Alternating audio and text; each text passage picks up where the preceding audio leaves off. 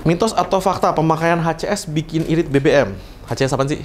Sport mancing. Mitos atau fakta pakai Pertamax atau RON92 itu bisa membersihkan karbu, tangki bensin, dan ruang bakar dari kerak karbon mesin tanpa perlu bongkar.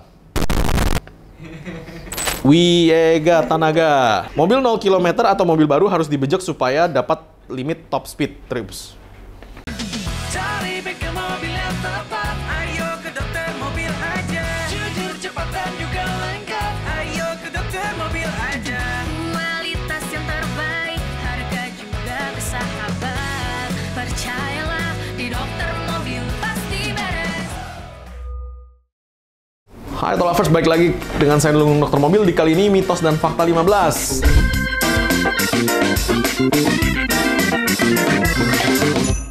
Reza Orsas, mitos atau fakta coolant mobil di Indonesia lebih cocok pakai konsentrat 30-70. Oke, konsentratnya berapa lu ikutin petunjuknya dari si botolnya coolant ya.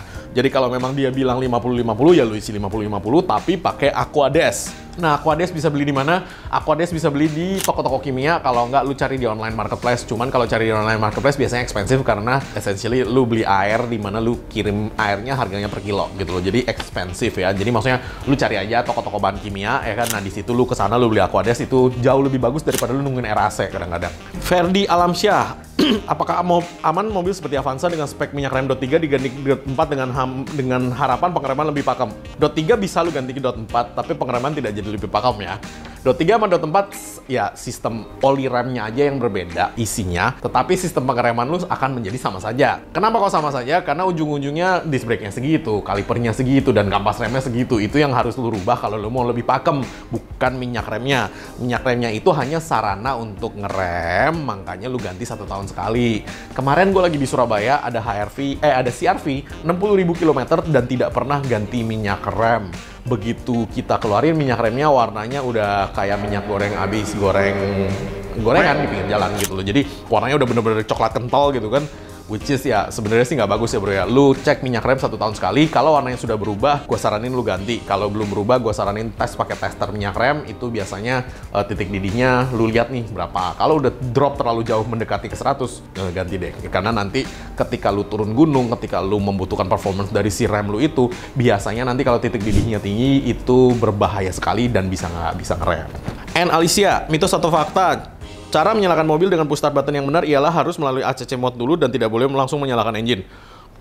Enggak juga. Karena sistem elektrik mobil yang baru, itu ketika lu masuk, lu buka pintu, lu tutup masuk, lu injek rem kan biasanya kan remnya lu injek baru lu pencet start button, itu 1 kali aja udah nyala sih sebenarnya sih. Jadi itu memang didesain untuk begitu, itu nggak ada masalah. Yang nggak boleh adalah ketika nyala langsung lu bawa jalan di pagi-pagi. Nah, harus lu panasin dulu, biar olinya muter, biar semua bagian-bagian yang terlumasi dengan baik, baru lu ajakin jalan tuh mobil. Muhammad Syihab, memakai engine flush itu bisa menyebabkan karet pada seal mesin cepat rusak. Yes, ketika lu pakai engine flush yang terlalu murah. Maksudnya gimana? Engine flush itu kan sebenarnya deterjen si oli ya gitu loh. Nah, untuk beberapa di engine flush yang murah itu diisinya itu pakai minyak tanah, solar, dan thinner gitu loh. Nah, ketika ada kandungan itu otomatis si karet ketika kena minyak tanah, solar, atau thinner itu dia bisa bengkak ya gitu loh. Jadi ketika bengkak itu nanti dia lebih, dan ketika dia lebih itu dia akan kegesek-gesek sampai putus. Nah, makanya kenapa engine flush lu pakai engine flush yang agak ada harganya, karena biasanya dengan engine flush yang lebih bagus dia tidak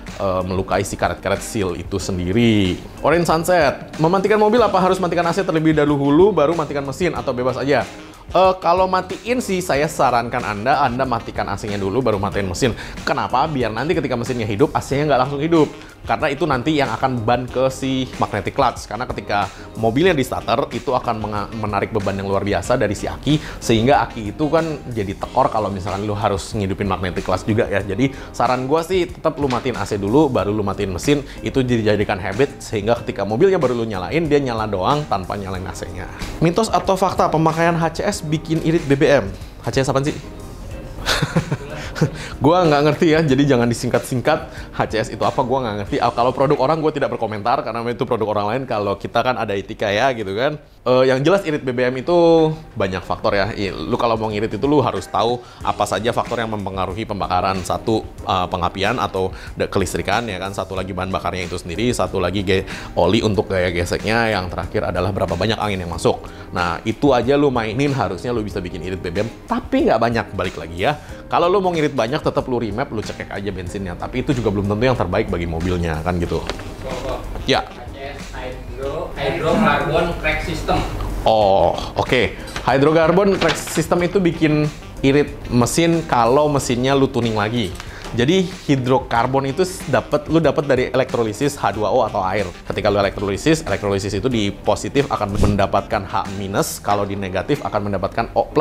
Nah, itu menjadi 2 hidrogen dan 1 oksigen. Nah, hidrogen itu sendiri fuel, oksigen adalah katalisnya, sehingga ketika lu bakar lagi dia akan terbakar dan menghasilkan air lagi. Yes, betul. Tapi lu harus sesuaikan dengan si ECU, karena si ECU akan tetap ngebuka bensin.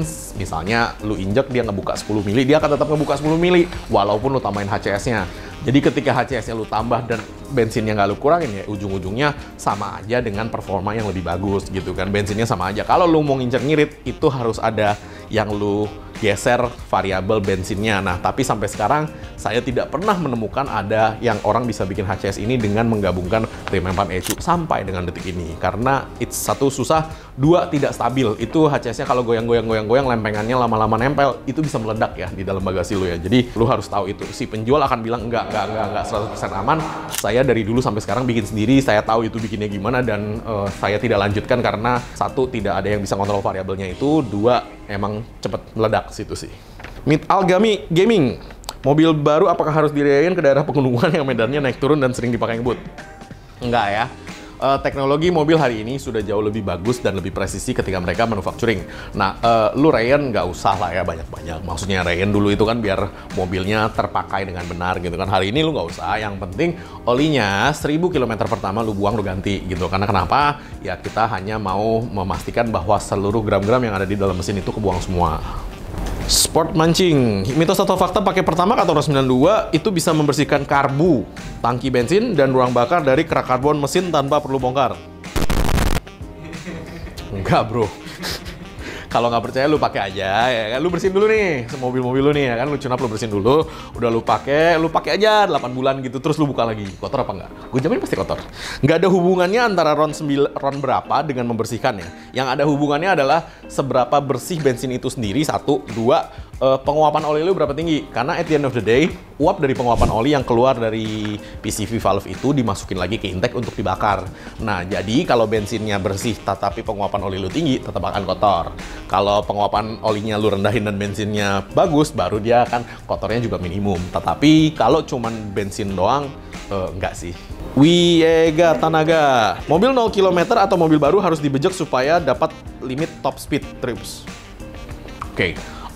Lu nggak usah dapetin limit top speed ya, maksudnya lu tanya aja sama salesnya top speednya berapa, lu baca di speknya itu akan dapet. Satu top speed itu biasanya kalau di ECU ada limiternya, biasanya dia akan ngelimit di situ. Kayak Honda yang beberapa waktu lalu mereka bikin mobil itu dikasih speed limiter itu di 145 km per jam. Jadi lu udah 145, lu bejek lagi dia nggak bakal naik gitu. Nah, itu namanya speed limiter yang didapat dari si ECU. Kalau enggak, itu kan akan bablas terus tuh. Nah, mobilnya akan, namanya gaya gesek akan setara dengan akselerasi. Nah, di mana makanya akselerasi akan sama dengan 0. Nah, jadi kan kalau lu jalan ada wind resistance ya, ketiup gitu kan dari depan kan gitu. Nah, wind resistance itu maksudnya gaya gesek angin dari depan atau gaya dorong angin dari depan sama akselerasi dari mesin lu sendiri. Nah, kalau wind resistance-nya sama dengan akselerasi, berarti akselerasinya menjadi 0 sehingga mobil itu tidak berakselerasi lagi. Nah, itu namanya top speed. Oke, mungkin sekian dulu penjelasan dari saya, Dr. Mobil. Thanks. Jangan lupa subscribe, like, dan komen di YouTube kami. Thanks.